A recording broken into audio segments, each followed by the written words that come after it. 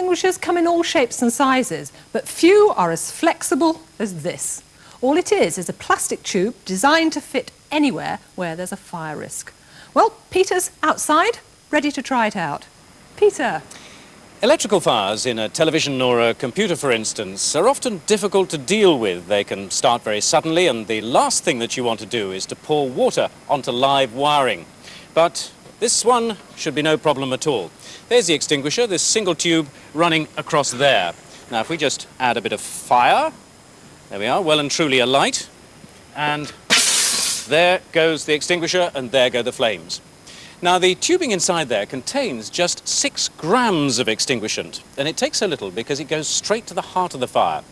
As the flames heat the tubing, they weaken it, and because the liquid inside is under pressure, it ruptures the tube at the weakest point, so the extinguishant is released as a gas in exactly the right spot.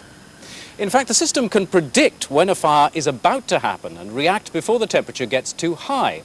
Now, you can vary the temperature at which the tube goes off simply by adjusting the amount of pressure that there is initially inside with the liquid. Now, clearly, because I'm just using a heat gun, this one's designed to go off at a very low temperature. Just filled, oh, there it goes. And that went off at around 90 degrees Celsius. Because you can vary the shape and the critical temperature, these tubes can be used in anything from cable ducts to litter bins. In fact, one has just come back from a grueling journey across the Sahara Desert in the Paris-Dakar Rally. With 60 gallons of petrol on board, this was clearly a very big fire risk, and in an accident, the driver, Dick Partridge, might not have been in a fit condition to operate a manual extinguishing system. But this would put out the fire. The tubes, in fact, run all the way around the vehicle, but the only ones that you can see at the moment are these ones up in the bonnet, and in this case, they've been connected to an additional can of extinguishant down here, because in an engine you could expect a big fire.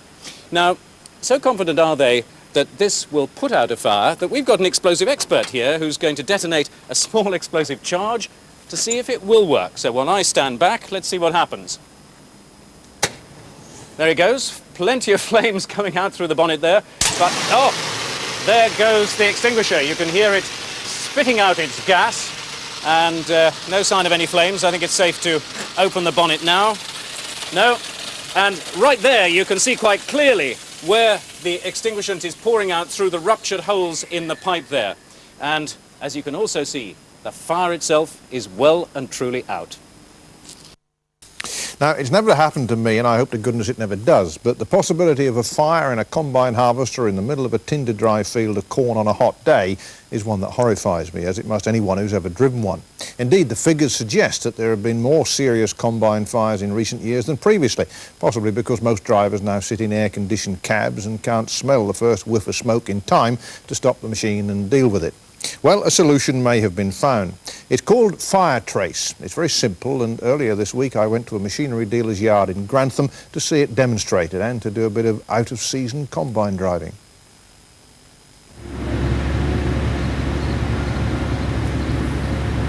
It's the wrong time of year, of course, but let's just pretend that I'm driving this combine through a crop of corn.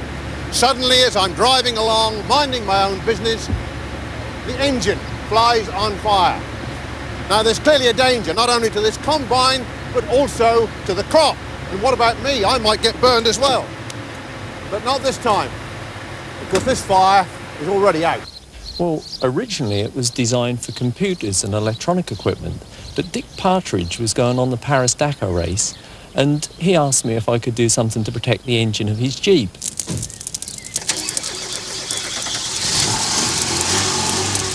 Indeed, the pre-race trials of the system were so impressive that David Melton was encouraged to explore other uses for what he'd designed. But how did it actually work? The heat of the fire will cause the tube to burst at the hottest place and deliver the extinguishant gas to the very heart of the fire.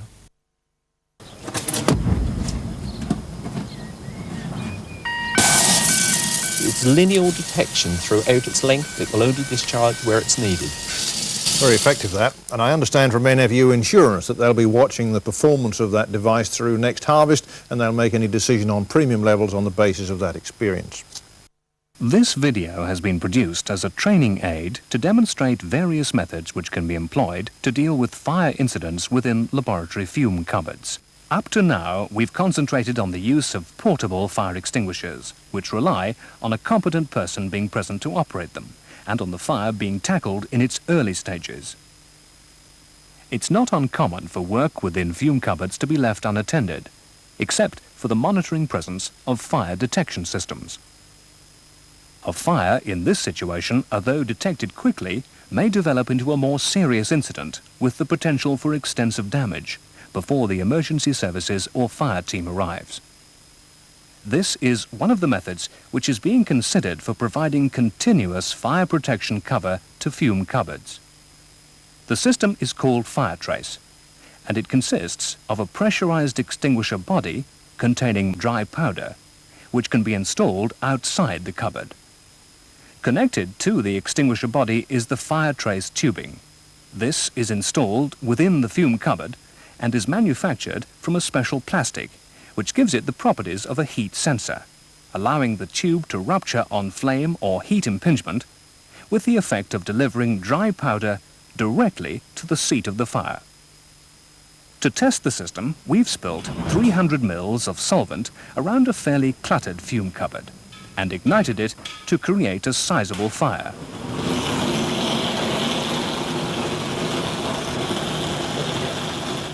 Notice how fast and effective the system is, and how the equipment remains undisturbed. The extinguisher operation itself can be linked to local fire alarm activation and trigger service shutdowns.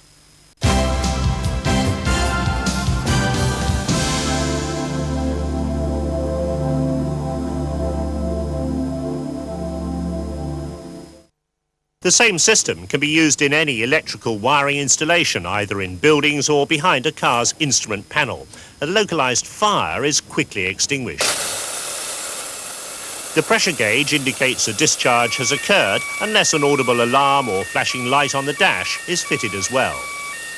But that's all very well for a relatively small underbonnet fire. What happens in an accident if you're trapped in the car, perhaps unconscious, in a pool of burning petrol? Well, we've got that pool of burning petrol, which my assistant is going to set a match to. This test car is equipped with another cylinder and a line running round the underside of the engine bay. So let's see what happens.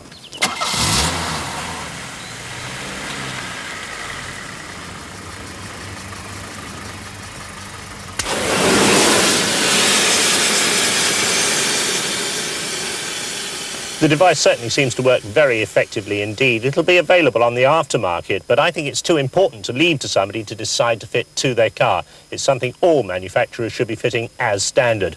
And just to show, this rather singed Vauxhall Cavalier still works.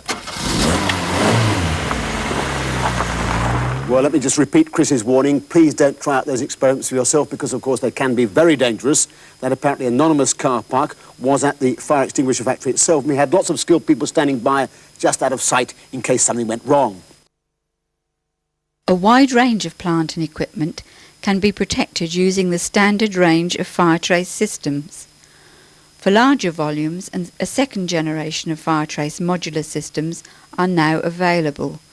These incorporate a patented pneumatic control valve connected to a standard trace detection tube, which when ruptured will cause the valve to open, releasing the canister's contents into distribution pipework. For the purpose of demonstration, the canister has been installed in a small car with 4 plumb diffusers located under the wheel arches. A short length Firetrace tube has been fitted to the rear bumper so that the unit will not operate until the car has been completely engulfed by the fire.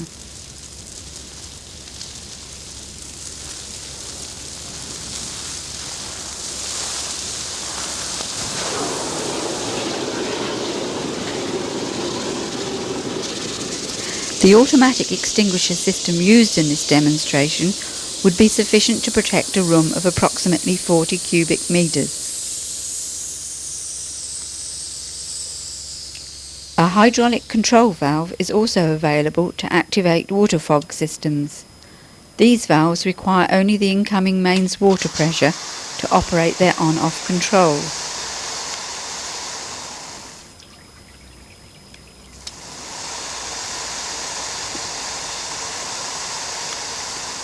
Individual extinguisher units can be harnessed together to form a modular system with a ring main of trace detection tube. In this demonstration, the Firetrace detection line has been located well away from any direct heat to allow time for the fire to become established before the system operates.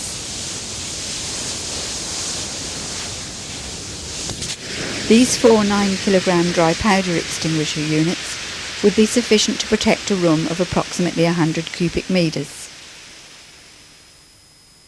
The entire system is intrinsically safe, operating without electrical connections. It is therefore ideal for use in chemical stores or other areas where flammable vapours may be present. In this slow motion sequence, you will see all the extinguisher modules operate simultaneously. This feature could prove useful when protecting moving machinery or conveyor belts. Following the success of the Firetrace modular systems, we have developed a similar valve capable of handling the high pressure of CO2 or nitrogen. A regulator incorporated within the valve assembly reduces the cylinder pressure to approximately 12 bar, compatible with the standard trace detection tube. Extinguishant gas is discharged via diffuser nozzles interconnected by high-pressure steel tubing. As the trace detection tube is maintained at a low pressure, it can be interfaced with our standard range of alarm and plant shutdown equipment. A 0.75 cubic metre cabinet has been constructed to simulate a rotating machine protected by a 3 kilogram CO2 Firetrace system. A mixture of petrol and diesel oil has been used to create a realistic fire.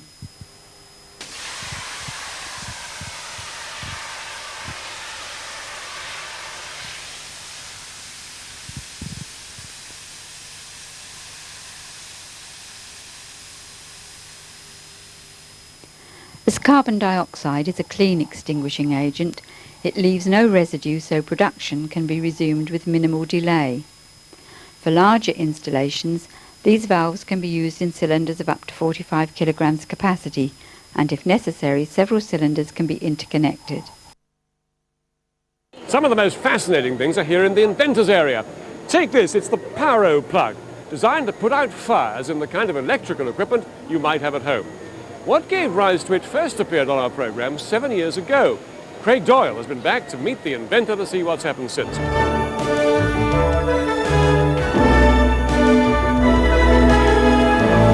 The inventor is Dave Melton, a firefighting fanatic from Ipswich. How does it work? Well, the heat of the fire causes the walls of the tube to weaken and burst at the hottest place, delivering the extinguishing gas to the very heart of the fire.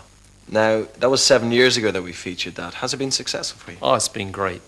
We're now fitting these systems to vehicles, computers, all types of equipment worldwide. What have you got for us now? Well, we've moved on to a miniature system that'll fit inside a television set. Here we've got the Pyro plug. This is designed to put out fires in televisions and computers. It not only detects and extinguishes the fire, but it turns off the main supply as well to prevent reignition. So it does 3 jobs: detection, extinguishing, isolation. Game, set and match. One of Dave's tubes full of extinguishant runs through the television and is connected to his Pyro plug. The TV is then plugged into the same device, which will turn everything off at the first sign of fire. Well, the switch is controlled by a magnet in a piston held in place by the pressure in the tube. As soon as the tube bursts, the magnet moves away, breaking the circuit. All right, so the fire's put out, electricity off straight away. That's correct. And all you need to do now is set fire to the television. I'll let you do that, Dave. I'll get out of the way.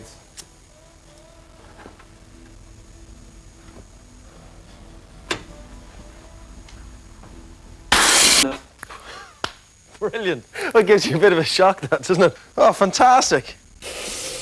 Still doing it. So the fire's out, television off. What do you expect? It's brilliant, Dave. It's brilliant. Well, there you go. You've seen it on Tomorrow's World. It works. Fire out, television safe. Pretty good.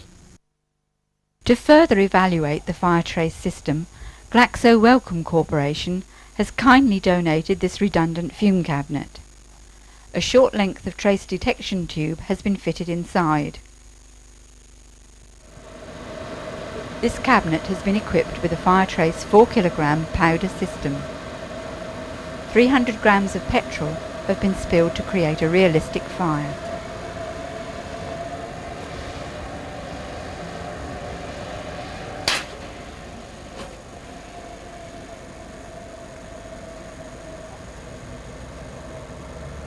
This fire has been detected within 12 seconds and extinguished almost immediately. Some of the powder is drawn through the extract system, preventing fire spread to other areas.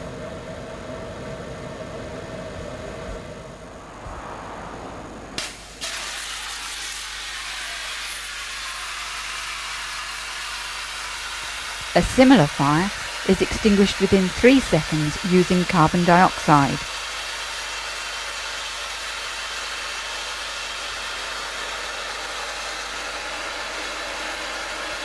As CO2 is a clean extinguishing agent, it leaves no residue.